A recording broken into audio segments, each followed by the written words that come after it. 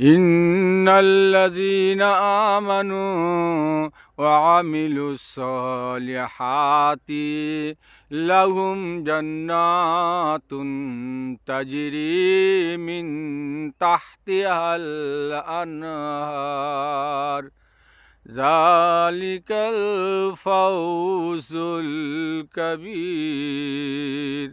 সূরা বুরুজ ৩০ পারা ১১ নম্বর আয়াতে আল্লাহ বলেছেন, নিশ্চয়ই যারা ঈমান এনেছে এবং নেক আমল করেছে তাদের জন্যই তো জান্নাত রয়েছে, যার নিচে দিয়ে নদীমালা বয়ে যাচ্ছে।